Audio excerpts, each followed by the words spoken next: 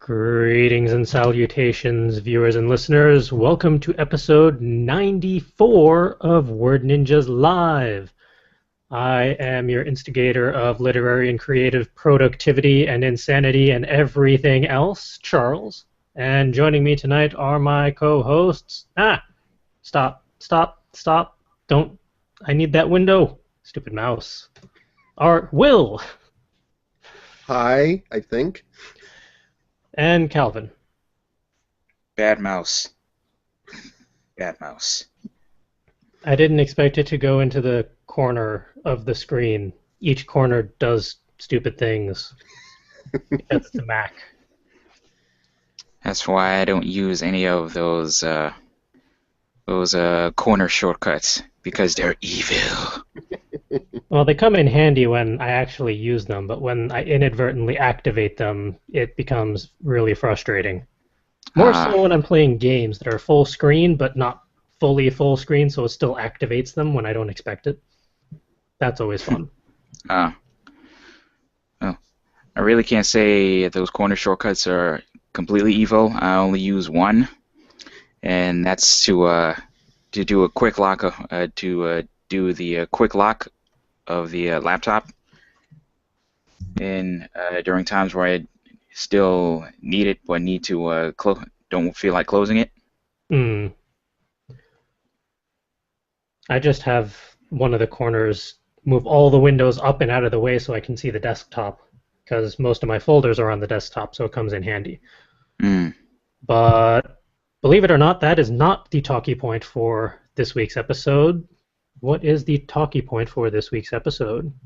We actually have three, believe it or not, because we're crazy. And we have a lot to talk about this week, because a lot of stuff has gone on. First things first, though, we still have a little bit more of Book Expo America convention review.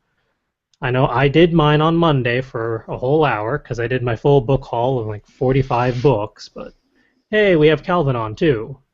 And he managed to make it for all of day 3. And I kind of... On time at that. Yeah, and I kind of ran him ragged on Friday because we had, I think it was 6 interviews when all was said and done. Yep, it was 6. It was going to be initially 4. Yeah. But we seem to attract all manner of people who seem to like us for some reason. Not that I'm complaining. That's a good thing. That's a good thing. Yes, we had a lot of fun with all those people and everything else that we did. But I thought I'd try and grab a few minutes of your time to talk about your perspective on it all. Because I rambled for a good half an hour about my perspective, but I presume you have at least your own perspective on things. It probably would have been nice that I prepared beforehand with my book haul, but it's in the hallway over there. I can run and grab it real quick, or at some point. But in the meantime, this year I can say was a lot different from last year. Last year, Book Expo was completely new to me, something incredibly foreign. The only other time I've been to a convent, like anything that large, was, well, New York Comic-Con and the annual auto show at the Javits Center, but nothing this colossally big pertaining to books and authors and literature in general. So, like, while last year was basically me getting my sea legs and going to a convention of that nature, this year felt kind of like old hat, though. This year I didn't have the extra adage of going for all 3 days like I did last year. Oh, no, wait. I think you only came for 2 days because it was like... Last year was also on the weekend, so I think you came for Saturday and Sunday, but not Friday or something. I thought I did 3 days. No, there's one day I didn't go, but it felt like a lot. Because I remember I already had your badge, and then I was inside, but then I had to come out and meet you. Yeah, because I ran late. It happens. It's because we didn't Like have you, interviews last year. and you'd actually be surprised how long it takes to get from Brooklyn to the Javits Center. Like the Javits Center is as far west of Manhattan as you can possibly get. Until you get And into the water itself. yeah, and those blocks are long. But I digress. Let's see. I was saying something. Yep. Last year was madness. This year was significantly less madness, even though I had more to do this year, which made me feel a bit more useful, honestly. I'm kind of sad I missed out on Thursday, just uh, just because of all the people I missed out on. Specifically, Michael Kep. It would have been real nice to chat with him again. Yeah, I didn't realize that he was going to be there just for Thursday or there, period. So I'm really glad that I managed to catch that. But we managed to get copies of his next book, and I'm sure we'll be able to get him on the show again for that Yeah. one, and we can catch up then. But I enjoyed Book Expo this year.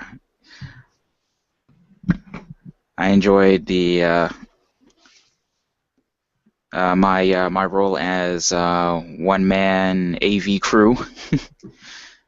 And you did that job well. Thank you. I feel like I'm getting better at that. I will say that tripod you bought me helped tremendously. like I, th- I think eventually I'll get good enough to have everything set up within like 90 seconds. As I think I just have to figure out the whole game plan, which to start off with first, and I don't know. I'll be given enough time, give it like another year or so. I'll be pretty much a one-man AV machine, and I'm hoping by next year I'll have better lenses to use. I can't really complain. I used my kit lens, and the kit lens worked out pretty well. Yeah, we made it work. The fact that the Javits Center is a giant greenhouse really didn't hurt either. The interviews that we did, those were a lot of fun, a whole lot of fun. But like we ended up finding a very diverse cast of characters we got to talk to, but hands down, my favorite was Charles Connor, Little Yeah. Richard's original drummer. We kind of started that day off with a bang. Sure enough, like I was actually going through the interview last night, and this thing is going back and listening to like all the stories he had, and we were only with him for 27 minutes.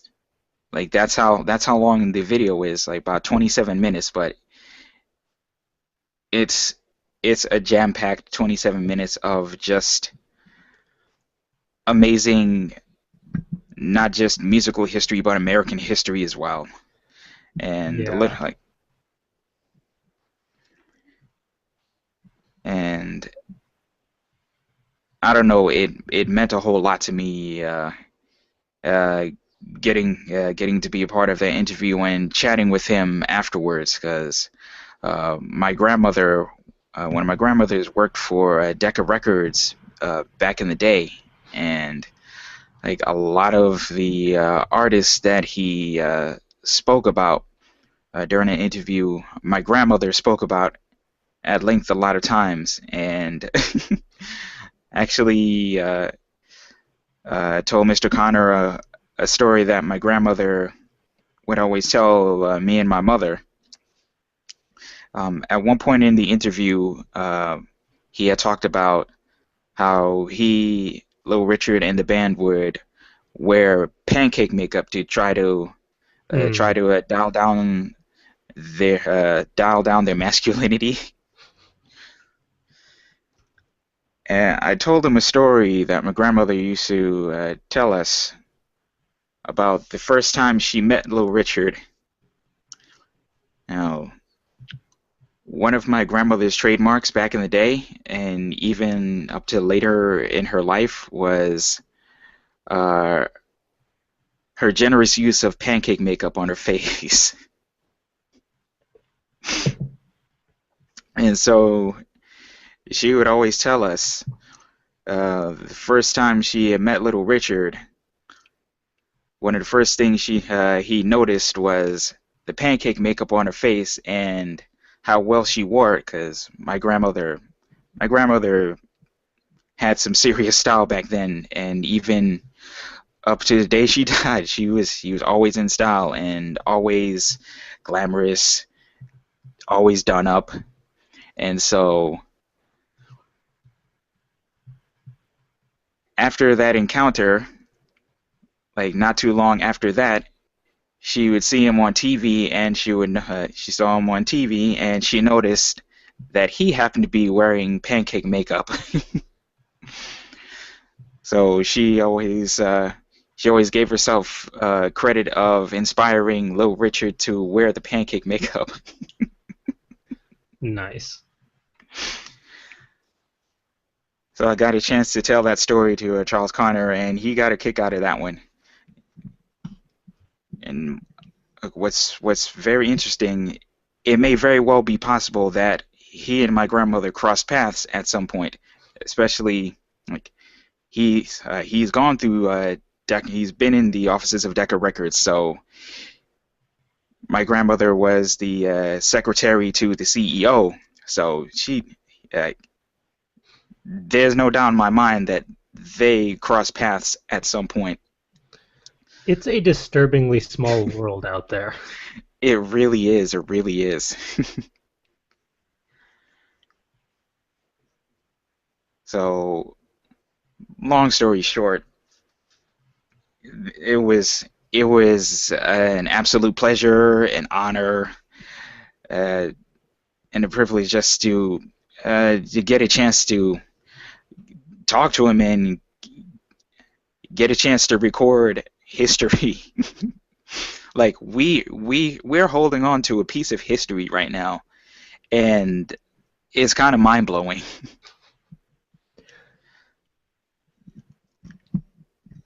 So I think we handled it comparatively well too. yeah, I I didn't really do my due diligence and research and figuring out just what sort of histories all the authors had. So kicking things off with that, I'm surprised I managed to keep things rolling as I did. you did pretty well. Though though to be fair, Mr. Connor did a good portion of the driving. Only about 90% of it. So that was a fantastic interview. I really enjoyed that one. Mm. Not to take away from the rest of the interviews, but the bar was set pretty high at that point. And I think after that one was Tom Morrison, Yep, it was Tom Morrison. and then we did the fake Okay. A-Rod, or Yeah, Jason Vines, Jason Vines, and then and the then real A-Rod. yep, A-Rod Womack. Mm. And then Beth, who is not the owner but works in there. That was my only big stumble that I remembered. Um, I I'm sure there were others, but that's the only one I remember. Okay. I haven't gotten to that video yet, so I can't really confirm or deny that one. Well, that was But the fifth I've, one. And then the last one was a complete surprise for all of us. yeah, that one I left up to you. Hey, guy, if I told you if you wanted to make it happen, I'll make it happen too. So, And you did. yep, that one was pretty interesting. Uh, his name Benny, Yeah, Benny from if list. If List, which is a very intriguing website and very very creative what they're doing. It's kind of like a like fantasy movie league for like a lack of a better term. But all those videos will be up. I'm gonna try to push for having them all up by Saturday. All right. Like I really wanted the Charles Connor interview up today, and still may try to make it happen. One of the many things that I have to do tonight. Thank goodness I found this secret coffee. Yeah, my to-do list is probably just as long, but a little more compact, and I get to play with all of these and figure Ah, out our follow-ups and whatnot. gotcha.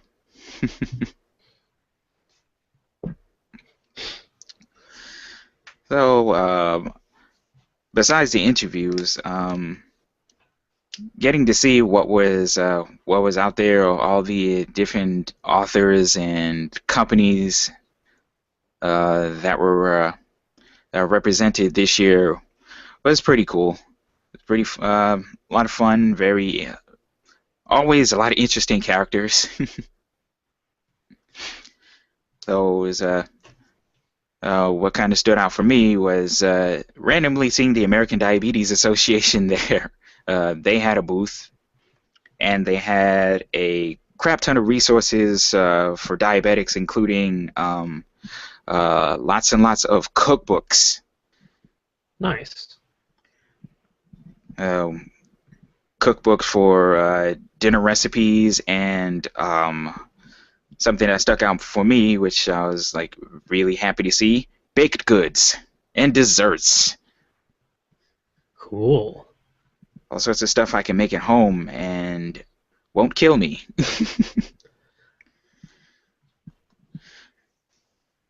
Because I had the one trademark dish that probably didn't help and probably slowly kills inside most people that I serve it to. The candied bacon pecan pie. Yes.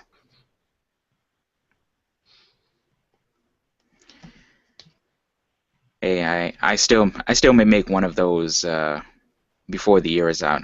Of course, I'll have to alter the recipe significantly, but I'll Either that or share it with like 20 people.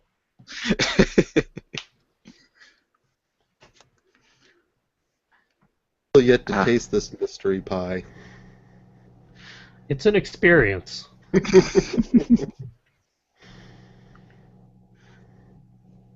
I will tweak the recipe and try to make it happen again.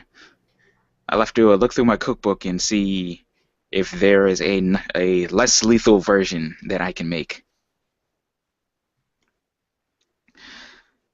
Yeah, I ended up picking up. I believe I picked up 5 cookbooks. Nice. That'll be fun to play with. Yeah.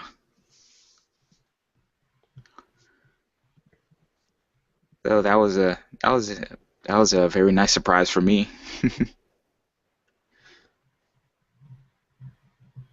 And an awkward surprise from Book Expo was that both that and BookCon are going to Chicago next year, which I'm still not sure how I feel about that. I'm not gonna lie, I'm kind of bummed out about that, but I feel like that's something we should try to plan for next year. Figure out a Hmm. way to make that happen, because I've never been to Chicago. Chicago's a lot of fun. We would have good times. I want to go. I want to go to Book Expo, and I want to go to Chicago. And now that those seem to have intersected, that gives me good excuse. Well, we keep the interviews and press stuff going at a steady pace and make enough content that people want to regularly watch, and we might be able to get press badges. I know between July and August we'll have a decent bit of opportunities for interviews and the like. Hmm. And considering I have 20 business cards in a stack, plus another dozen or so bits and pieces I need to sift through for contact info, we're going to be able to fill in all the extra weeks and months and whatnot. I am okay with this.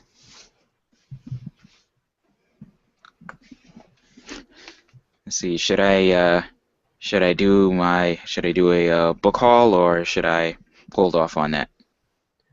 How many do you have, I approximately? at least at, let's see the cookbooks. Nancy Nagel, two, at least 10. That's not too bad.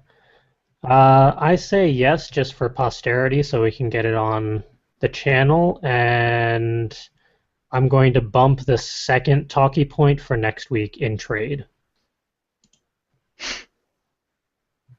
because I want to talk about the third one for various reasons. Okay, But we can bump the second one until next week because all it was right. actually tied with another one that I bumped already. Ah, So, okay, all right. Take this next 30 seconds to stall, and I'm gonna go grab my books. I'll be right back. all right.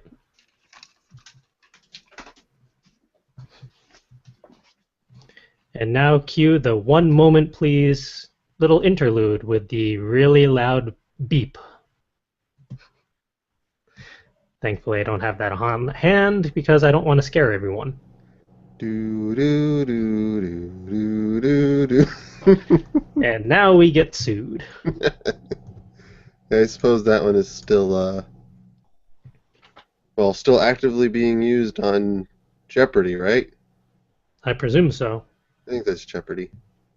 Hmm. All right. I forgot they were a lot closer than I thought they were. All right. So this was my bag of holding from Book Expo. Oh, Lord. All right, let's see what we got here. All right. This one here, thanks to CJ, the second book of the New Earth mythology, Leaves of Fire by Michael Kapp. I am very much looking forward to this book, Heck, especially after reading the synopsis, and it looks like we may figure out a little bit more about Helen. I hope so. But I actually started rereading the first one yesterday because I've forgotten a lot about that series.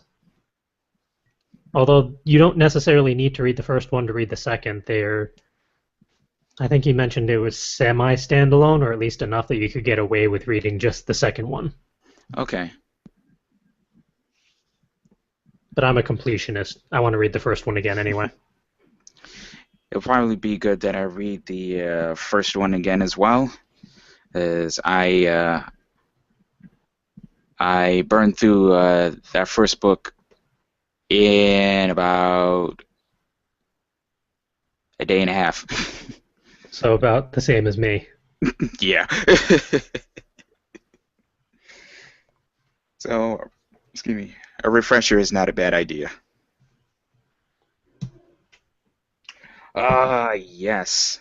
Okay, Discovering the New York Craft Spirits Boom by Heather D. Doland. That one looked interesting.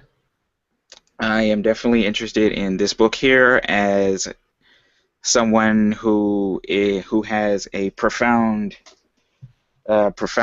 respect and love for all the local craft spirits, especially the ones that have come about from New York City and the Hudson Valley. Uh, I I really didn't realize how much of a history New York City has in terms of distilleries and like let's see distilleries and how like the effect that prohibition had on the industry in New York. Like it's not really well known that New York had a pretty significant history in terms of brewing and distilling back in the day, like going back hundreds of years. Hmm. So hopefully this book touches upon that aspect a little bit. I look forward to reading that. And that's one from Waldorf Publishing, if I remember correctly. That is correct. Let's see. I also got Kiva Knockin' by Charles Connor. As if I didn't have enough to say about Charles Connor already.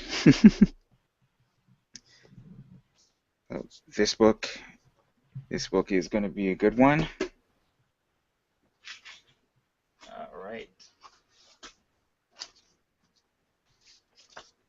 Okay. Oh, a little couple of samples from Taunton Press. The Everyday Baker and Southern Heat by Anthony Lamas and Gwen Pratesi. Like if the inside of this looks as good as the cover alone, I am going to go out and buy that buy that book. I kind of want to get their cookbook for the blue ribbon jellies and jams because some of those were ridiculous. Oh yeah, I have to stay away from that one for I my think own sake. I think most of us, for our health, should stay away from some of those, but it's going to be hard.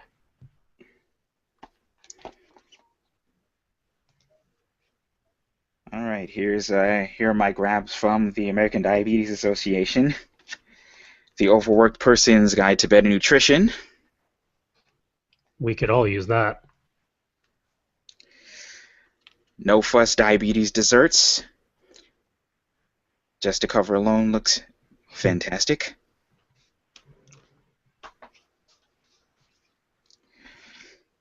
Diabetes Carb Control Cookbook.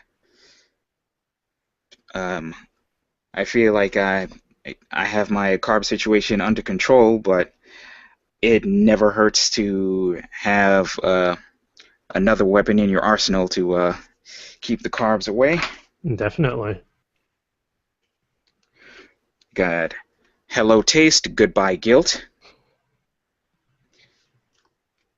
Got 150 diabetes-friendly recipes, spanning from dinners, finger foods, and desserts. Nice. And guilt-free weeknight favorites. Okay, they have baked bacon, macaroni, and cheese on the cover. Sold. I too am sold. Awesome. Were those all galleys, or were those for purchase? Those were all, well, they were galleys for me. They told me what time to come back before they broke down. They were giving away all of those Oh, nice. right before they started shutting down. Cool. So of course, I had to take my pick. All right, next up on the list, Life After Perfect by Nancy Nagel, an author that we got a chance to meet last year, and she is an absolute sweetheart, and it was very nice seeing her again. I actually caught up with her on, well, Saturday and Sunday, but I got one of her books on Sunday. Excellent. And this time round, we aren't going to fumble that one, and we're actually going to get her on the show. Good. Same with She, Tanya at some point. excellent. The two of them are awesome and lovely and fantastic, and I can't say enough good things about them.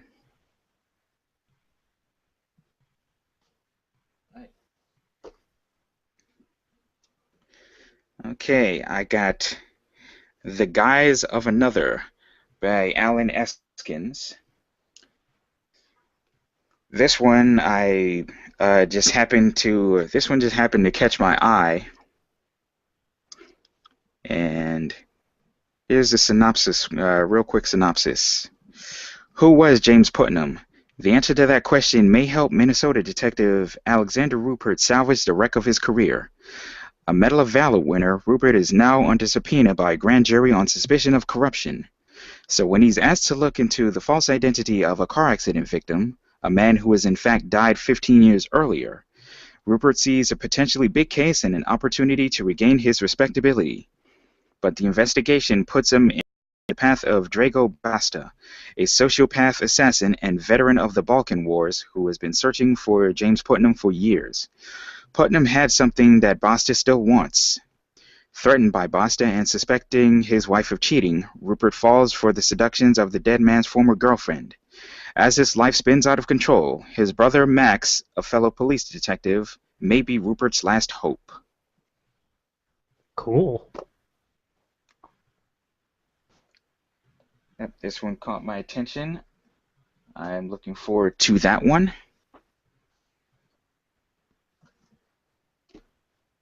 As well as this one right here.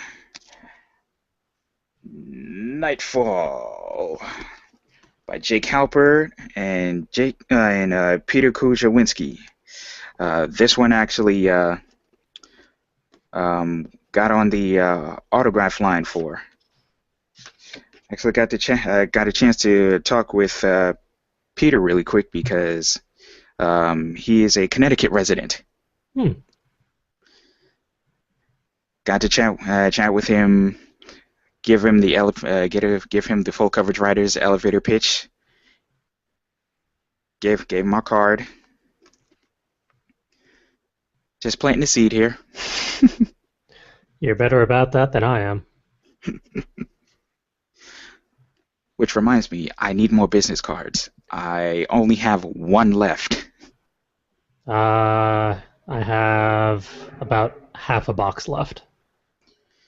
Okay, we need to do a swap at some point, or maybe I can not be lazy and just print some more for myself, because I I made the designs and I believe I had them all sent to you, right? Yeah, and then I started handing them out in batches to everyone.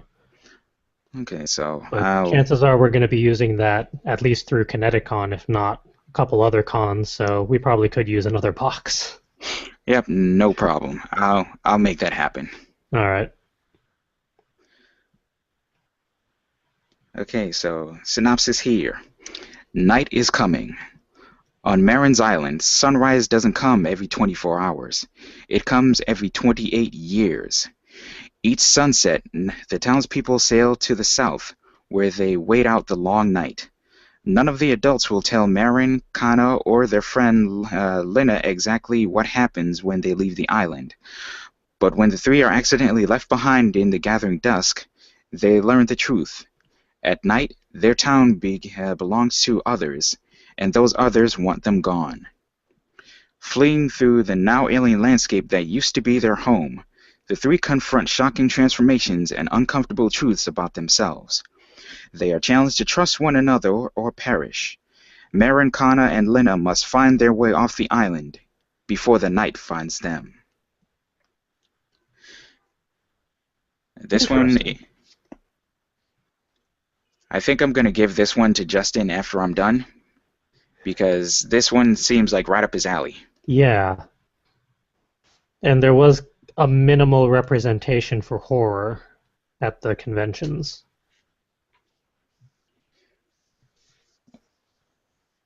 But I got to read that one first. Nah.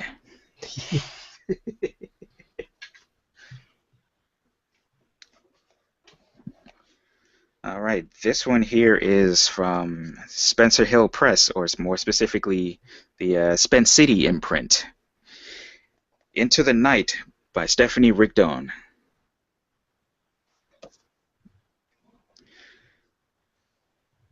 Let's see. When Selena Baker, a coordinator for a Boston nonprofit, goes out on the town with her friend Jess, she never expects to meet the man of her dreams, and she certainly never expects him to be undead.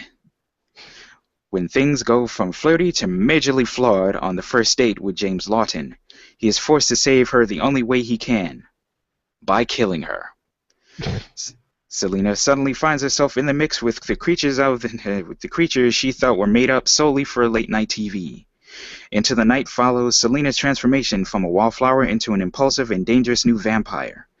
With no choice in the matter, Selena becomes trapped between a new man, his wary brothers, his cruel and controlling queen, who wants nothing more than to watch her suffer. Selena must walk the fine line between adjusting to her new powers, life after death, and following the rules, all while avoiding disaster.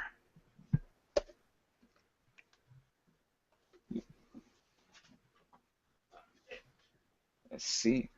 Also from Spencer Hill Press, a good friend of the show, Breaking Glass by Lisa Amowitz. Nice. On the night 17-year-old Jeremy Glass winds up in the hospital with a broken leg and a blood alcohol level well above the legal limit, his secret crush, Susanna, disappears. When he begins receiving messages from her from beyond the grave, he's not sure whether they're real or if he's losing grip on reality. Clue by clue, Jeremy gets closer to unraveling the mystery and realizes that he must discover the truth or become the next victim himself. Young adult paranormal mystery. And I got her other book, Until Beth. Yep. So. Yep. I got through. I think got through about 3/4 of your book review on Monday. So I saw you had picked that one up. And she was up for another interview at some point, so we'll be able to talk to her about both of the books. Since Excellent. last time around was really more about the cover art and that stuff.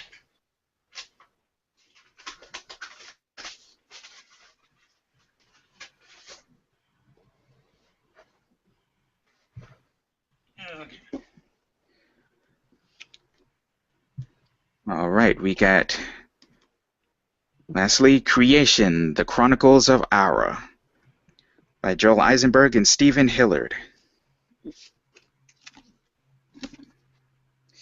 Ooh, nice cover art.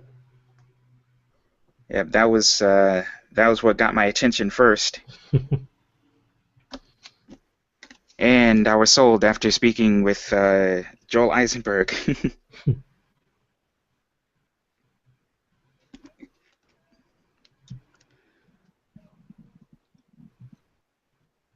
When J.R.R. Tolkien is summoned to authenticate a recently discovered lost book of Beowulf, events are set in motion that years later will unveil an imminent tragedy.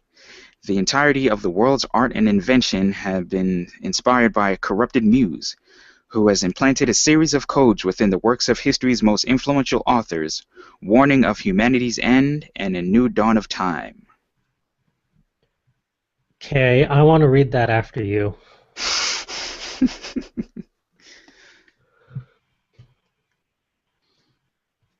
I'm trying to figure out when I'm going to end up reading this book. I have to figure out where on the queue I need to put this.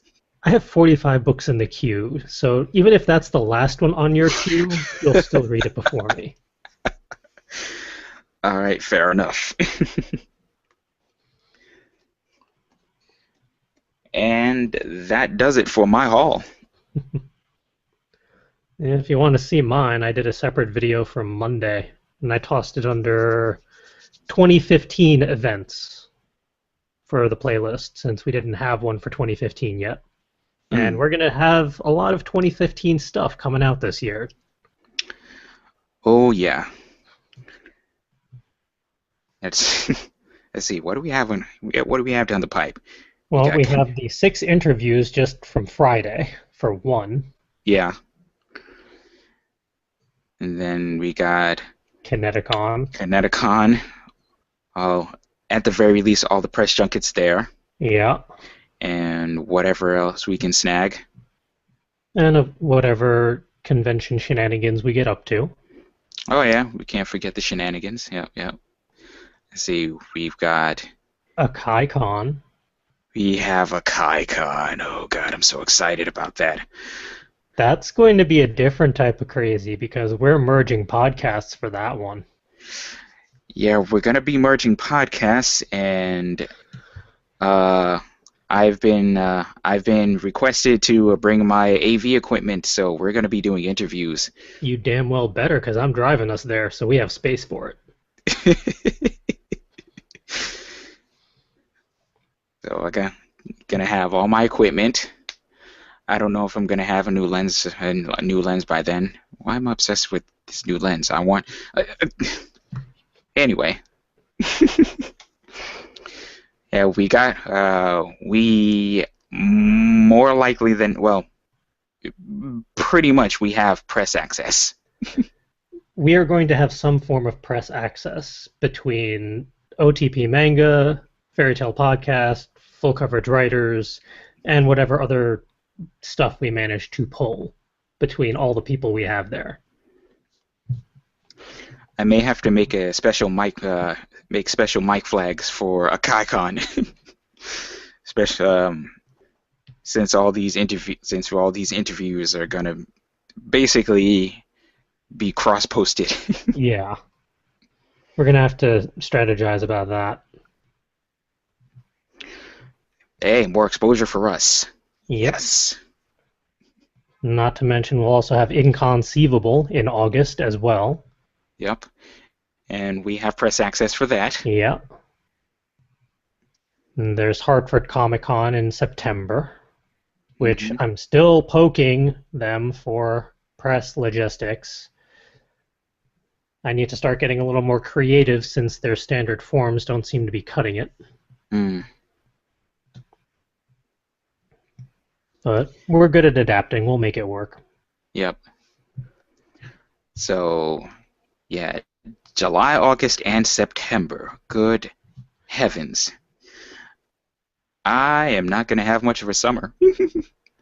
And there's possible stuff at the first weekend of October, first or second weekend of October, because I think there was a convention that I might get press access for, or I'm just going to set that up for a downtime weekend for all of us, if we can coordinate it, so we can do non-convention shenanigans. Non-convention convention shenanigans. Yes. Hey, that's a good thing. I'm all right with that. And I recently got emailed about Rhode Island Comic Con. That's on the weekend of my birthday. I'm I not sure if you're really bother with Rhode Island Comic Con to begin with. That kind of sealed it.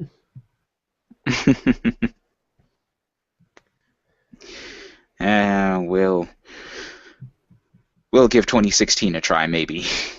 Yeah, I mean, don't get me wrong. Rhode Island Comic Con was good because we made it work, but Uh, I think we have enough other conventions this year that we can focus on and really leverage. I agree.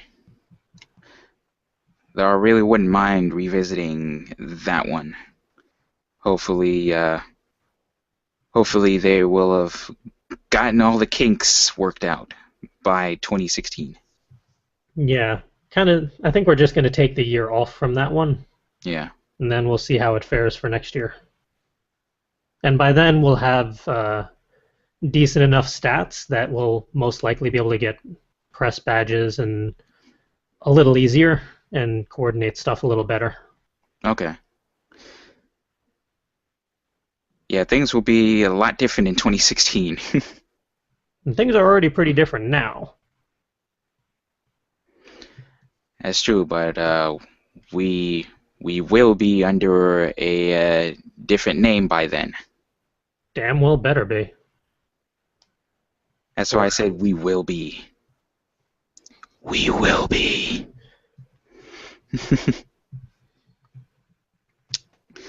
But yeah, we have a lot of fun stuff going on this year.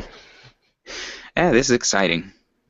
Speaking of fun stuff, we still have another talkie point that we need to squeeze in. Ah, yes. Because I don't really want to push that for another week.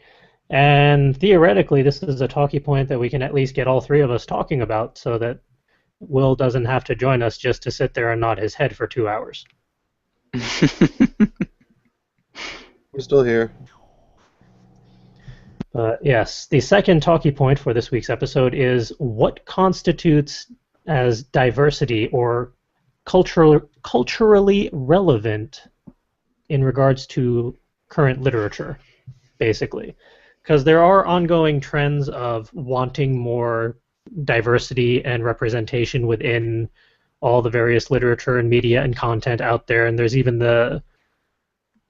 it's a hashtag, but it's also a trend or organization that they're really trying to push forward of we need diverse books, or hashtag we need diverse books, which they actually had a couple panels at Book Expo and BookCon, and I missed every single one of them because I was in a line every single time. But I did want to bring it up because it is a worthwhile topic, because the whole concept of diversity, I feel, is necessary to be put into context of diverse in regards to what? Is it diverse for the US, diverse for internationally, diverse for whatever age group you're working with, diverse for whatever topic it's trying to cover? Diverse is a relatively vague and adaptable concept just within itself. How are they going to try and pin that down in regards to how they're talking about it? Which made me lead into the whole concept of culturally relevant, or just relevant for whatever audience you're trying to pitch your particular stuff to. If that makes any sense, or I may have just been babbling. I do that. Nope, it made sense. Yay! Does anyone have a response to my apparently sensical babbling? I think in terms of like diversity, at least in American society anyway, at the very least, I think that kind of boils down to the want or the need for of including more subsections of society in literature, whether it be race, gender. I think those are some of the like bigger, more prominent sections that sound like really are looking to be better represented in literature, like race and gender and sexuality, especially like now more than ever, given given the climate these days. Hmm. And I keep going back to my example. My examples keep going back to graphic novels and comic books at the moment, simply because Mm, that's what I see a lot, either at the convention or on Tumblr or various other things that I see. We did manage to catch on, I think it was Saturday, uh, Women in Marvel was a panel, and they were actually pitching a new Black Widow book that's coming out this year. mm. Because we don't have a movie yet, but hey, a book is a solid start. And they were talking about how they were covering the gender aspect of diversity in media little by little because the fans basically demand it. The fans are not keeping quiet about wanting more female representation in graphic novels and content in general. So they're slowly doing whatever they can, little by little, to actually make that happen, which was very encouraging. And I want that book when it comes out. It's really nice to see that the public is getting like really getting their voice heard in this kind of with this particular subject because it it kind of seems like the public is has probably they've definitely gotten tired of the same formula that has been prevalent for some 80 plus years now. Mm, And the fact that that formula like really hadn't changed up until say 5, 10 years ago. maybe as much as 15 years ago, but yeah, probably 10 is when it really was starting to get noticed.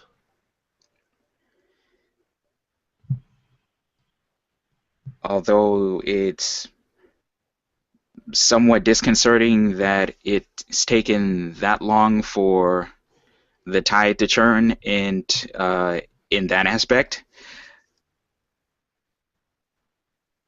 I think it's a fantastic thing to see that these like massive media companies, publishers, and the like are beginning to realize, okay, this formula is not working.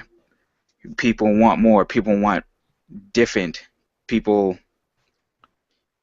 people basically want to see more of themselves in these stories and in these graphic novels, Mm, comics, books, movies.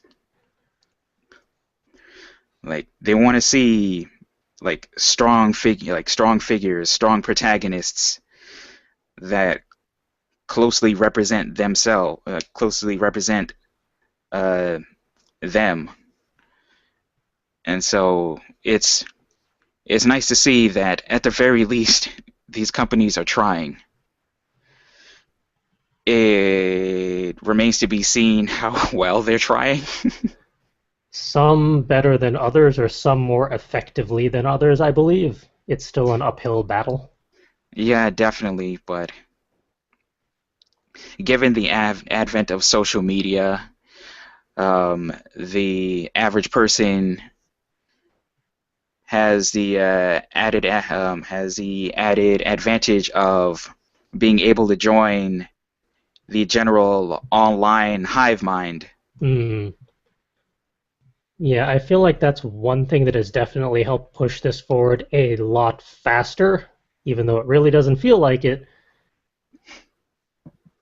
As detrimental as Amazon has been to certain aspects of the publishing industry, Mm, how much they've done for ebooks and digital publication and all of that I feel like this is purely conjecture, but I feel like has really helped open the way for all of these smaller digital publishing imprints and smaller presses and self-published people to help fill all those gaps and flesh out those niche markets, because it's a lot easier to do it digitally nowadays than print.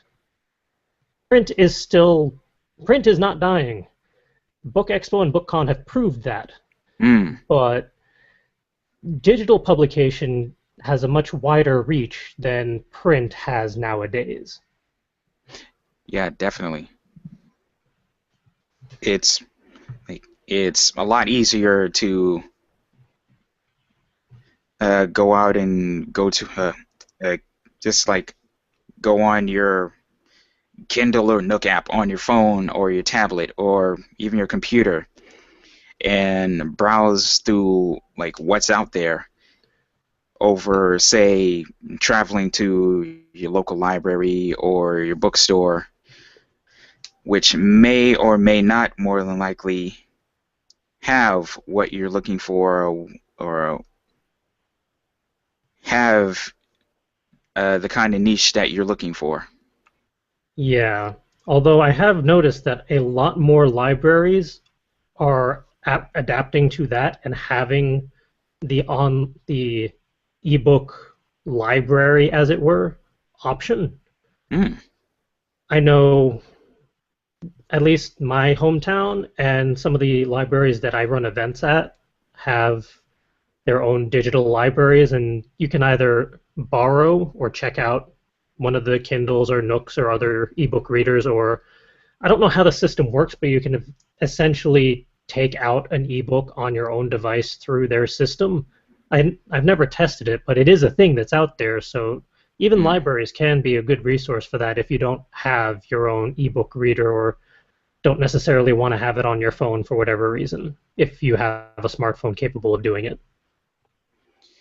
I imagine the library in my area, all the libraries in my area, I'm sure at this point have to have something like that, and I'll probably have my mind completely blown by the selection that they have. Like, I feel absolutely terrible, but like the library was never really one of those places I took solace in growing up.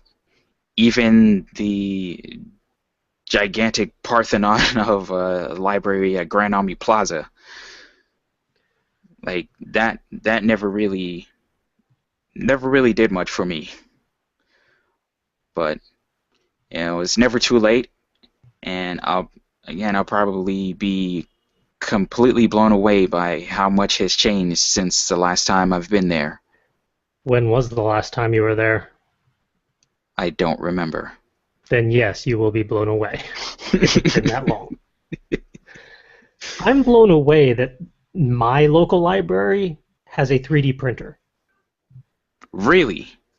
and several of the other libraries that I help run events at have 3D printers. And you can use, if you do like the little tutorial thing, you can actually use them for your own purposes and 3D print whatever you want through their system. That's awesome and something that we should take advantage of one day. Yes, although I'm not patient enough to have the learning curve to figure out 3D modeling software, even though I think those are so easy, even I could figure it out. I just haven't taken the time to look into it. That's where I come in. Yes. I already have the experience. Yay.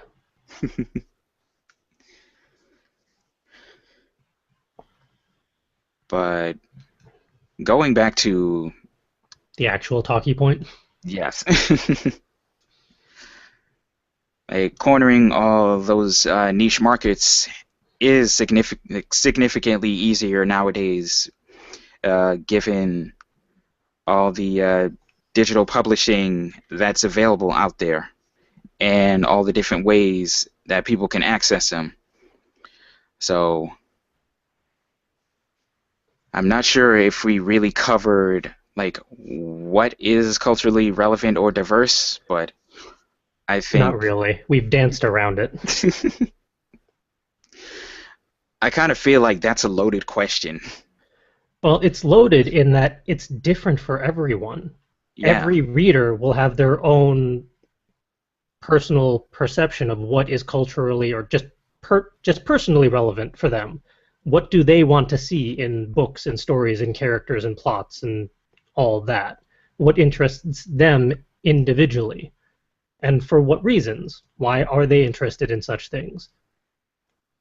So it really is going to be different for every single person, which makes it kind of complicated for writers who, for whatever reason, try to write for a trend or for a specific audience, because I don't think the industry is going that way anymore. I think the industry really is evolving to the point where writers write, or writers should just be focusing on what do they want to write. What sort of stories are they really going to enjoy and engage with themselves? And that's going to resonate with various people out there no matter what. And I think that's really the beautiful part about that. Like you can write something that you would enjoy, and there's going to be so many people, so many more people out there with similar interests that will see what you write and um will engage it and have like that personal connection to it. And I think that might be what diversity kind of boils down to, like that personal connection with books. How like what does how does this book uh, relate to me and my interests and my person, like the things that I go through as, I can't even say the average person anymore, because there is no average person. There's people of color, people of different genders, sexuality, mm, the whole gamut. So basically, like, what would I enjoy? And that seems to be, I think that more than anything seems to be what I think that's what like diversity like boils down to. Like we kind of touched upon that already. Like it being such a broad it being such a broad topic, but I think it kind of boils down to what am I interested in? And it seems like we're like so many of us aren't as different as we think we are. We all have our unique interests, but there's a lot of overlap. Yeah. And from Saturday, one of the panels we caught, I forget if it was Marissa Mayer or Leigh Bardugo who said it, but a growing trend among authors, from what I've seen, and just the reader base, for lack of a better term that I can think of at the moment, the general consensus is for reading, read what you enjoy and basically screw anyone who says otherwise. Just have fun regardless of what genre or niche or style it happens to be under. If Mm. you're 52 and you're reading middle school books, if you have fun with it, then have fun with it. And if you're in middle school and reading War and Peace, more power to you. But yeah, they really tried to drive home, read whatever you happen to enjoy, and don't let anyone try and tell you to do otherwise, which really does help with the whole diversity aspect. Because if we're encouraged to actually seek out what we personally, individually enjoy, then that encourages authors to actually work towards that. Write what you personally enjoy writing about, or create the story that you want to see. And then, kind of like that magical baseball field, if you write it, they will come.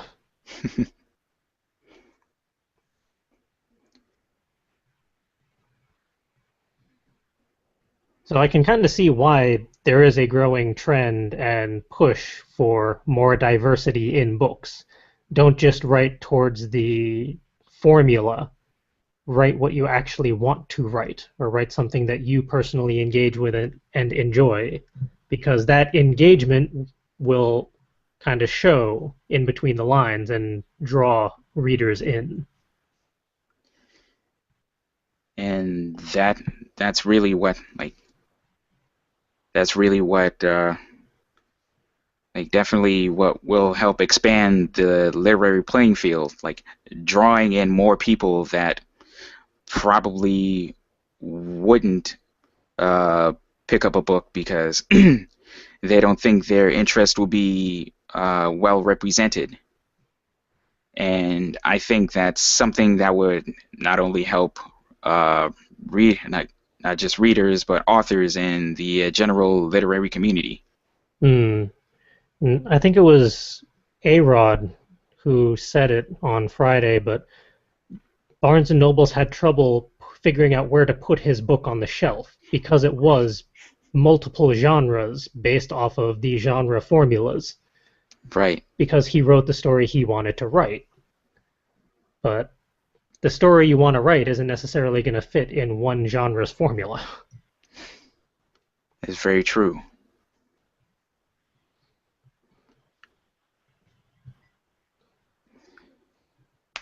Now that we've fully hijacked this talkie point, Mr. Quiet One, do you have any have anything to add to this?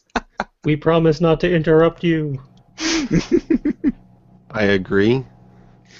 I don't know. I was looking at the talking point, and I don't really know.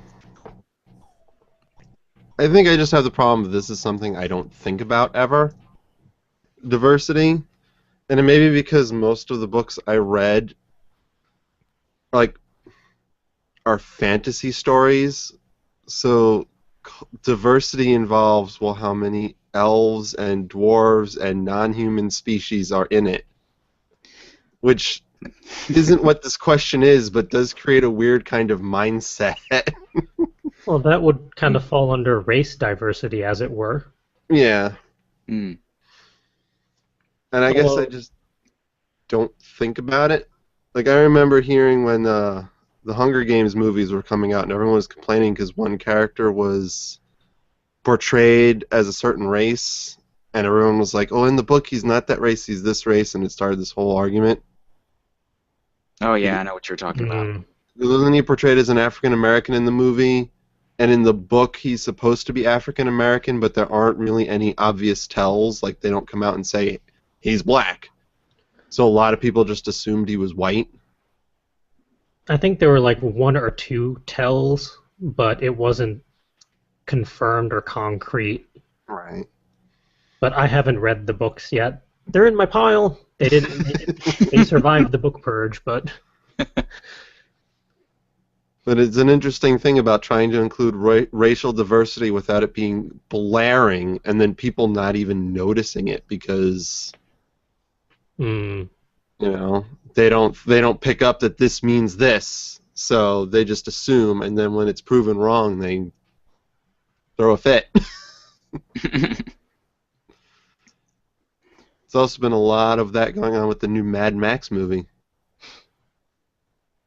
I still want to see that. I want to see it too, but a lot of people are unhappy with the portrayal of women in the movie and how it's very strongly feminist and shows women as equals and empowers them. Yeah, well, those people should go chew on a lemon or something. But it's just interesting because I think it relates to the talking point about how, what people want isn't going to be the same for everybody, so it does really make it tricky to. You can't please all of the people all the time. Nope, not even close. There's going to be at least somebody who's going to be like, well, you didn't portray so-and-so properly. Well, then Even, make your own interpretation of it. even Frozen had that, where people were accusing it of being whitewashed, and people from the country that takes place in are like, no, No. no, No. that's what we look like.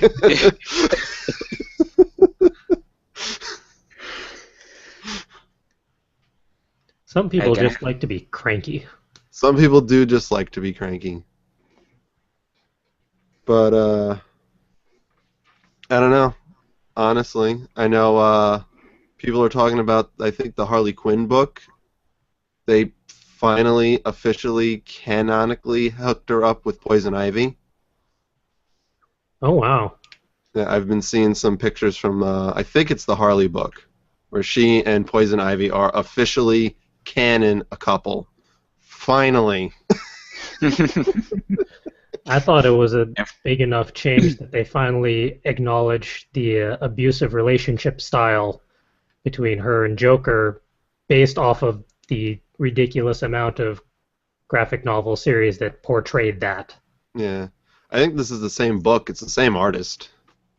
Yeah, that might have I, been earlier in the series, and now they're moving on to that. yeah, I think that's one. I don't read too many comics, but that one I would be interested to read in. Every bit and piece I've seen from that series has been awesome. I would like to read that series as well at some point. It's really fleshed out the character Oh, yes. in a respectable way. Yeah. A big change from that campaign they did a while ago where they wanted people to portray the female characters committing suicide as a contest, and they used Harley as an example. Mm. They got in trouble vaguely for that remember one. that. I wonder why. Good grief. Yeah. Yeah, and only the female characters, not the men, the woman, had to be offing themselves in a sensual manner for some art contest. I don't know. They got in a lot of trouble for that one. I think they canceled that one. As well they should.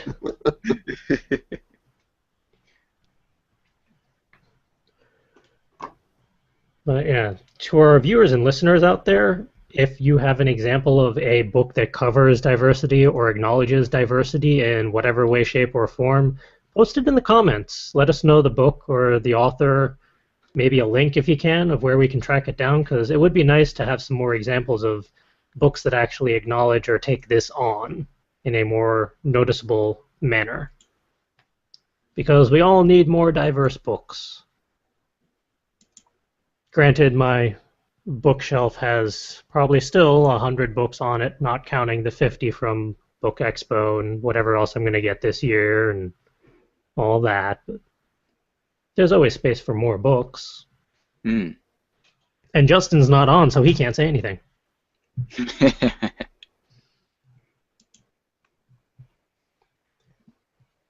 All right, with that, let's roll into the highlights reel, because we're running a bit behind. So we have a few things on the highlights reel, and we're not going to dig too deep on them. It's more just to kind of bring them to light, or at least acknowledge them. The first piece is from a little while ago now, a couple weeks ago from IO9. Fantasy doesn't need to be a mega novel to have a rich imaginary world. Now, the headline did catch my interest because, I agree with that. It doesn't have to be a gigantic novel or an epic or a 7-book series, although those are awesome. You can build a one-shot world, just a one-shot story, and really create a rich imaginary world. That's where I thought this was going, but this article actually focused more on short stories, which I never really thought of because I don't really read many short stories. But their complaint was that there aren't many short stories that manage to build rich imaginary worlds. And they were kind of complaining about that fact. That kind of very quickly got shot down just within the article itself in providing 20 examples with appropriate links to short stories that have rich imaginary worlds. And then, of course, in the comments, people provide their own examples. And granted, I feel like The Last Unicorn is more of a novella, or at least novel length, but it's been forever since I've read it. But if you're interested in short stories that really focus on world building or did proper world building, I feel like this would be a good article for you to go check out and go through the links, because you have 20 examples right here. So it's well worth a perusal if you're up for some fantasy short stories. And to get a little weird, we have 20 of the most bizarre RPG character creation rules. I just thought this was a fun list to peruse. This one's over at the Topless Robot, which is always an interesting website, not just for the name, but for the content as well. But I mean, the first one starts off with what did I write my notes for? You can die even before you get to play. Like your character can die in character creation. That's just not fair. Sounds like something I would do. Yeah. So, note to self, never play the game Traveler with Will. I'd figure out a way to do it in D&D. There are undead characters, though, so... Yeah, you would. But it's a very entertaining list, partially for the actual rules, but partially for just learning some RPG games that are out there, because I haven't really looked into that genre and industry very much. Like, I've heard of GURPS, but I've never played it. But that one has some pretty wacky rules from what I see on this list. And World of Darkness sounds like a lot of fun, although I'm not too sure about some of those rules. They make me a little nervous. You also have Dark Heresy, you have 13th Age. Fortunately, they split the thing into 2 pages. Could have split it into one per thing. True. I don't remember Rifts. I mean, I've heard of it, but I don't remember anything about it. But the concept of dragon or hobos, just that intrigues me. Let's see. In the original book, you could be a mech pilot, a scientist who can tell stories about the past, a wandering hobo, or a dragon. Who wouldn't choose being a dragon?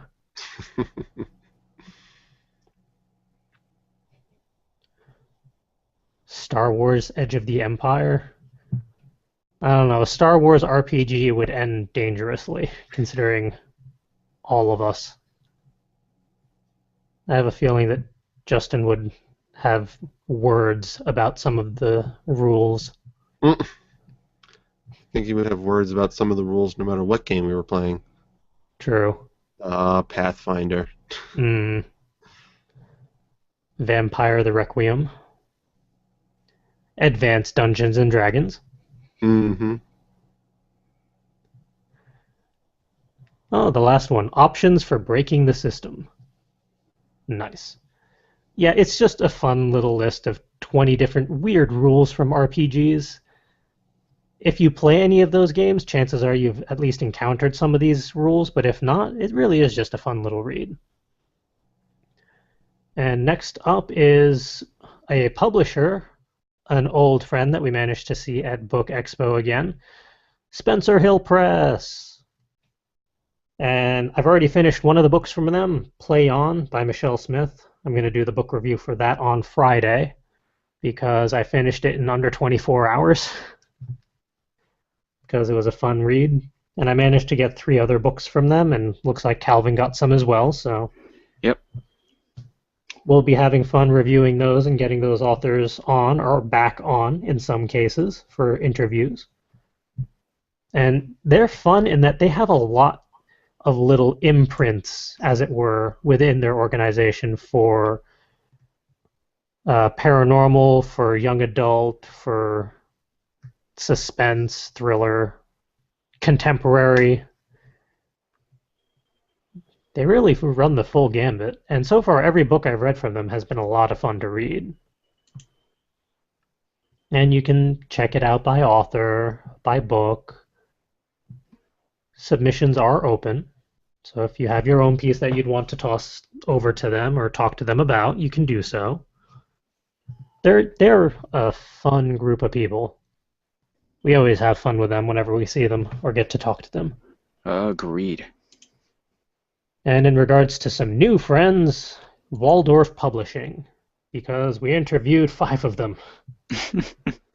And we got several of their books, so we're going to review those. We're going to maybe get some more interviews in the works because we managed to snag a few from authors who are not there. Like, I got the 10 Bits of Wisdom from the Shoeshine guy, which looked like a fun book. Calvin got the New York Craft Spirits one. Yep. And there's a lot more coming out. They really do cover several genres, so Good. there's your Good lord. diversity right there. All of that. They are, Impressive. yeah, they're also a fun group of people. I'd love to get a few of them on the show when they're available. So definitely worth checking them out. And as far as just general websites, we're burning through the last few random resources we had. This one is not photography or artistic or anything like that. It's more just if you're creating a new brand for yourself or organization or company, or you're just looking for a new blog or website name, you can toss in whatever you want. Like, I am a bored person. And it'll auto check for website availability, social media availability, YouTube, all those, and tell you if it's already been snagged or if it's open and allow you to register it on the go, which I think is a nice touch. I know there's plenty of sites out there that do this, but this is just one that I came across. So if you are ever in need to do such a thing, this is a fun little resource to do that. This one's a namevine.com. And it also provides suggestions if what you've chosen is already taken. Some of the suggestions are a little funky, but most of those suggestion generators are. But yeah, if you're ever in need of that, this is one that I've looked at least. And the last photography one that we have in the queue is Free Nature Stock, which provides royalty-free nature stock photos. Use them however you want. And it's updated daily. And just as with the other photography sites, they have all sorts of high-res imagery for you to use and take advantage of, either for just inspiration or for other purposes. And this one's freenaturestock.com. And that's all the highlights we have for this week. So onwards to the inspiration and productivity segment, station, what's it, thingy, whatever we call it. Which means, what did I do? Hey, I survived 2 conventions.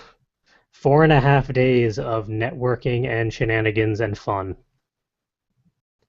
And it was a lot of fun. I had a blast. Got to see old friends, got to make new friends, got to network, got to pitch our stuff to a lot of interesting people. Got to do a lot of stuff that I never would have been able to do if not for this organization that we've created. Like, for about 10 seconds, maybe 15 seconds, I actually got to talk to Joseph Fink and Jeffrey Kramer from Welcome to Night Vale. That was freaking awesome. If I hadn't already run out of business cards, it would have been more awesome. But yeah. Yeah. Just take the whole box with you next time. Yeah. I couldn't find the damn box. Oh. But I found it on Monday after my book purging and where it was hidden. So. Go figure. But I mean, I have the book, so after I finish it, since I'm now halfway through, and review it, maybe I can track down some contact info and at least start that ball rolling, if nothing else. Because, hey, you never know. And I did mention I did a full book purging of the books to be read pile. I sacrificed probably about 100 books that I know I'm just never going to get to, or I have ebook copies, or they just don't sound as interesting now as they did when I originally got them. So those are going to be going to the library and used bookstores so that they can find new homes. And you can nope, wrong way. You can kind of see my yellow bookshelf thing over there. I purged that as well of books that I'm not necessarily going to reread again or just are no longer relevant or I have extra copies of because I don't know why. So that was painful but cathartic at the same time. But now I have space for more books. Yay! Somewhere in Connecticut, Justin somehow intuitively picked up on you saying that and is like currently in a corner cringing. Well, one thing that I'm trying to trying to get back into is synchronizing my Goodreads account. So I'm going to start Mm, tossing all the Book Expo stuff on there. I'm going to archive all of my to be read pile that I've had onto Goodreads so that I can better keep track of just how many books I'm supposed to be reading at one point or another, and so that I can do the proper little quick reviews on there and kind of refresh myself for each book before I do the video review.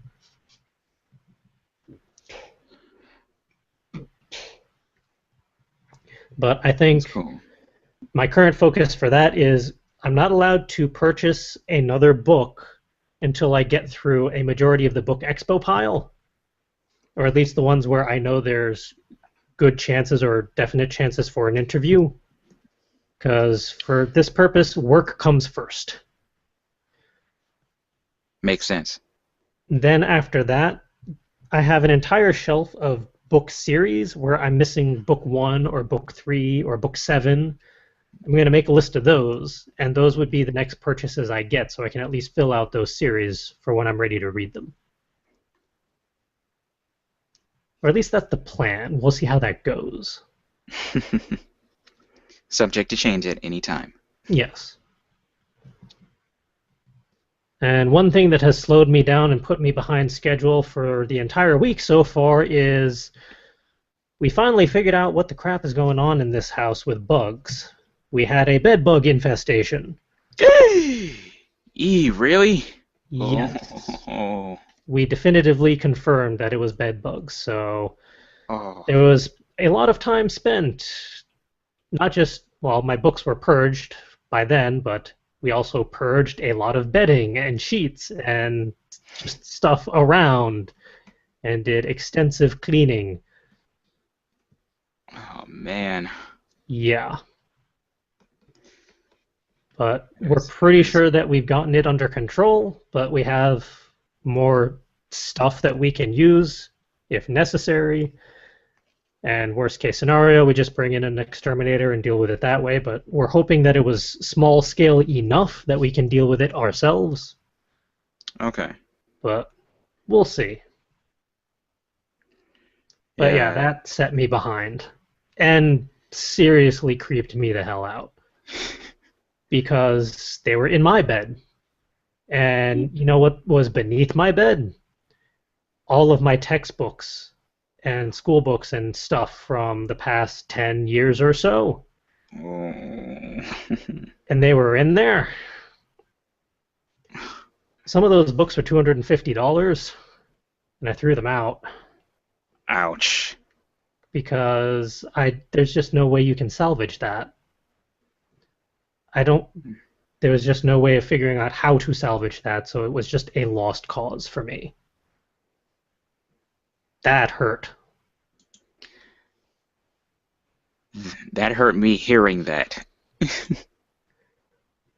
Any consolation, you can probably possibly find those books in PDF format on the internet for free.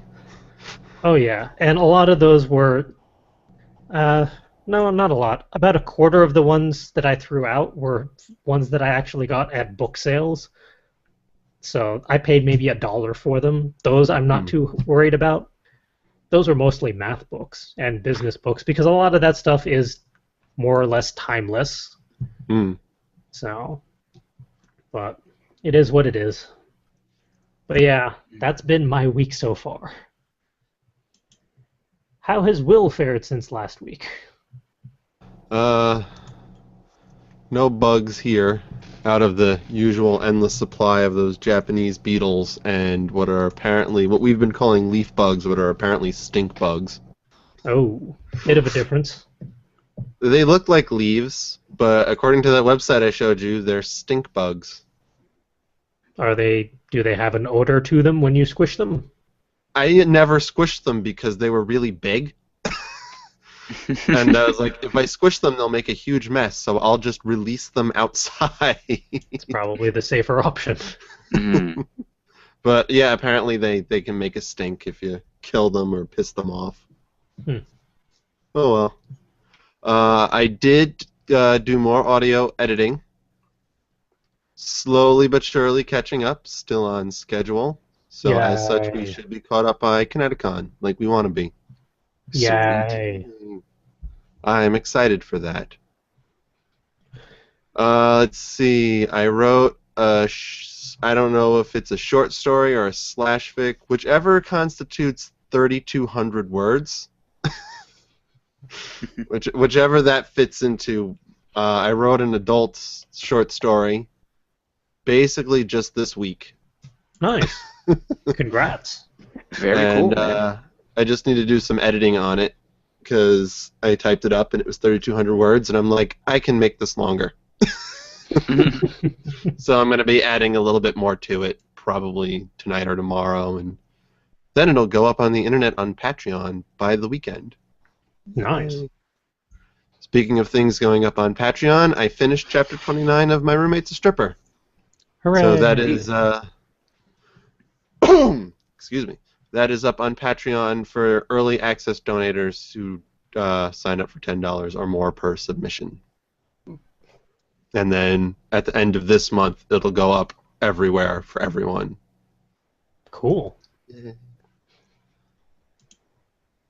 And then I have to write another short story in the next chapter. So more writing for me. Yay! Writing and audio editing and game recordings and all that fun stuff. All the fun stuff. And one thing that I forgot in regards to recordings, you can see in the corner of my in my actual screen, I finally got a damn pop filter. Hooray! Although I had to MacGyver a way to prop it up. It's supposedly a or like a universal pop filter for that brand. It's the same brand as my mic. There's no frickin' way to clip it to this particular model using what they give you. So it's currently just kind of duct taped to the base. It works. Hey, do what you gotta do, man. But yes, I finally have a pop filter, so you won't have to hear all the P's and S's as badly as they were before. About damn time. Hey, how has Calvin fared since last week? Some things. I got some things done. Like we mentioned earlier, Book Expo America, this past Friday. It was a hell of a time. Hopefully we can stow away to Chicago next year and do it again. Fingers crossed. We'll figure something out. That's what I like to hear. Let's see, on the Infinity's Light front, I got 2 more tracks done. Nice. And both of them made Richie super duper happy. I'm not gonna lie, those 2 tracks made me pretty happy as well. Very fun and lighthearted tracks. Not terribly long. Both of them are about 2 minutes long, so pretty quick ones, but definitely effective, and those will probably be like some of the first ones people hear once we finish doing editing and stuff for our short form strips. Nice. Also on the Infinity's Light front, Richie and I have been working on the promo for AkaiCon. Excuse me. Our artist Lazarus has been very quickly pushing out the strips for that promo, and they are looking fantastic. Yeah, he's been powering through those. Like that dude is a machine, and he is awesome. Though I've yet to meet him, but Is it's he going to nice. be at a KaiCon? Seeing as how he lives in Madrid, no, Unlikely. very unlikely. I think what's been like really, really cool about this Infinity's Light project, like my all the different tracks I've been putting together have been really inspiring everybody, the voice actors, the artists, Richie, and that makes me feel good. Makes me feel like I'm doing something right. So that's a continuing source of excitement for me. In a selfish way, I'm kind of glad that you're just progressing through all the Infinity's Light stuff now, so that by the time Ashen Sky comes around to being ready for musical stuff and all that, your plate will be a little lighter. Yes. Like the only downside to this project, it it's cutting into my web design business a little bit. Like I have a client that is looking to revamp their site. I may or may not be able to do it right now, just Ooh. because of everything that's going on between full coverage writers and OTP manga. But I'll see if I can eke something out.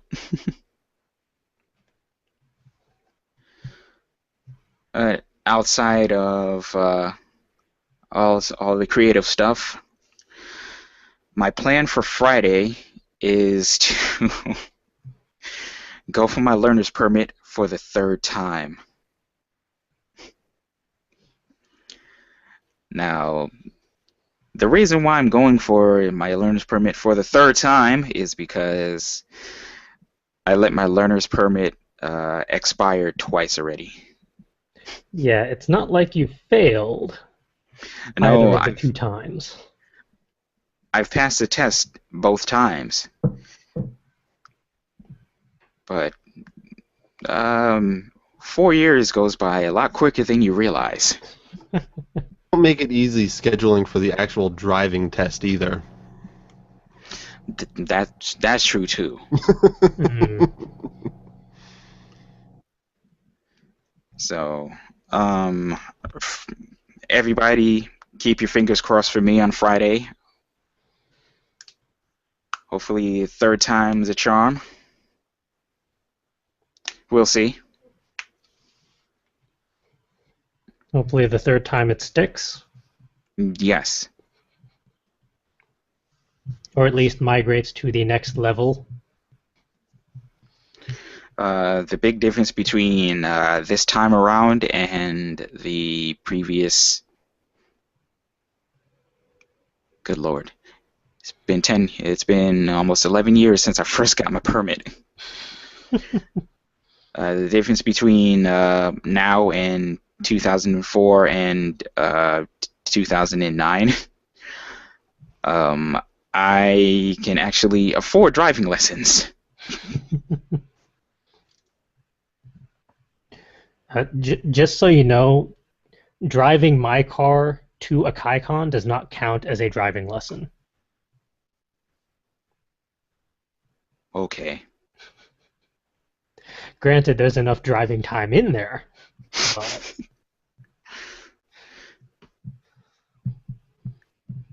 Yeah. Actually, I've not driven that car. I've driven the previous one.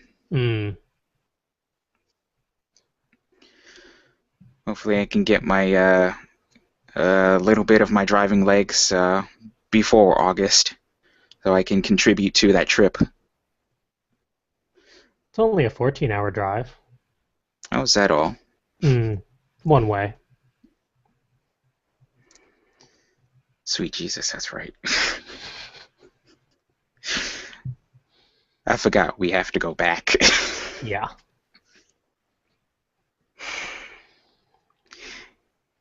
Jeez. Oh, Jesus. I'm thinking about how many days I'm gonna have to take off from work, and I may not get paid for those because I'm very short on vacation days. Well, it would probably be at least a half day Thursday, Friday, Saturday, Sunday, and then Monday. All right, so I have to figure out how I'm going to make up 3 days of work. Because, I mean, if we left Sunday afternoon, Mhm. we'll get back either really early Monday morning or like Monday morning.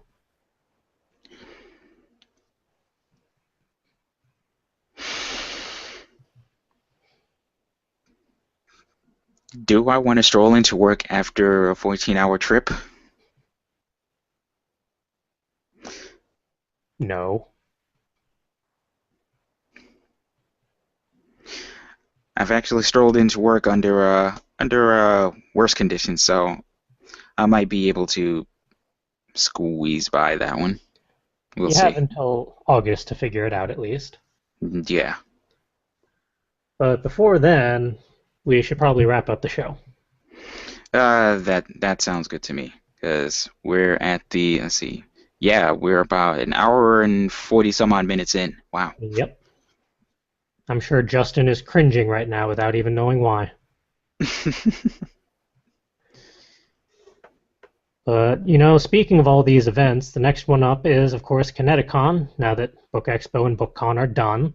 And Kineticon is our big one, where the full crew will be there. Calvin and I will be there as press. We'll have our booth in the Artists Colony, and we'll be number one. No, literally, we have booth number one in Artists Colony. So that's going to be awesome. And we're going to have all sorts of shiny baubles, and we're going to have potentially some new designs. Just as a quick spoiler, we've been playing around with colored backgrounds finally. So it's not just going to be black and white and red. We're still figuring out logistics for some of those, just so people can see. But yeah, Kineticon's going to be a lot of fun. And of course, all the other conventions throughout the year are on the list, and the links are there accordingly, so you can check them out, figure out if you can attend, and come say hello. But in the meantime, it's time to wrap up this show and do all the other various things that we need to do tonight. Mm. As always, if we have entertained you in any way, shape, or form, subscribe to the YouTube channel. You can watch, comment, and thumbs up all of our crazy shenanigans, from the Word Ninjas live show to all of the interviews and press stuff that we're getting over the next several months to our Game Break series. And I noticed that Will finally hit triple X in regards to BioShock. So that is worth checking out. That means you got to be 18 or older to watch the rest of the series. But yeah, we have all sorts of fun stuff on there. Definitely worth checking out. And we are really trying to push towards getting 100 followers by episode 100. Because why not? That's a fun little milestone that we want to hit. And we keep gyrating around 65 followers. We keep gaining one and then losing another. Come on, guys, help us out. Let's get us a little bit closer to 100. I know it's not that big of a number, but for us, that would be fantastic. It would make our day. Agreed. If you want to check us out via social media, we're on Twitter at FCWordNinja, and we track the hashtag WordNinjas if you really want to get our attention. You can also check us out on Tumblr, fcwordninja.tumblr.com, or Facebook, facebook.com/fullcoveragewriters. If you want to help fund our various endeavors and pay for our gas money so we can get to a KaiCon, check out the Etsy store, where all of our various buttons and books and booklets and Word Ninja plushies and bookmarks and all other shiny baubles are available for purchase. And as we keep on coming up with new designs and evolving and adapting old ones, our old stock will eventually burn out. So if there is a design that you want, grab it while you can, because we have a limited supply of everything. We don't make 1,000 of each one. We make considerably less than that. We tend to have maybe a dozen or 2 dozen at most on hand for any one design. So once those burn out, because we make a new design, that's it. They're gone. They're done. So snag them while you can. And of course, if you want to check out anything else that we're doing, fcwriters.com has pretty much everything from the entire backlog of Word Ninjas Live to all of our event and press photos and stuff, book reviews, worksheets, everything. If you want to track me down, good luck. But best place would be Tumblr, fancypantswolf.tumblr.com. And occasionally you'll track me down on the Fairy Tale podcast as Makarov, 10 p.m. Eastern Time on Monday nights over on their channel. Although considering that Makarov is apparently now gone rogue in the Fairy Tale plot, maybe you won't see me. Who knows? Hey, where can people track down Will? You can find me mostly on my personal Tumblr page at darkhom.tumblr.com. That's spelled DARKHOM. It's where I just hang out all the time and post whatever I want. I also have a blog for My Roommate's a Stripper at myroommatesastripper.com, where you can check out stuff for the story specifically. And if you do want to support me on Patreon, it's patreon.com/darkhom. And where can people track down Calvin?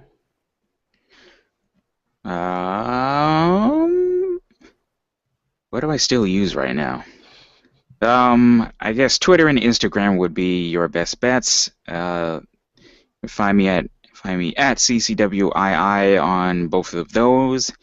And every now and then you'll find me on Tumblr at instacal.tumblr.com. All right, and with that, hey, that's a show. Thank you for joining us for episode 94 of Word Ninja Live. Tune in next week for episode 95. Good Lord, just 3 more weeks until our 2-year anniversary. Episode 97 will be 2 years. 2 years and 1 day, I believe. Nice. That's nuts. We gotta figure out something fun to do for that episode. Or maybe we can just faff about like we do for most of the other notable number episodes. We'll see. But in the meantime, you'll have to wait until then. Have a good night, everyone. Adios.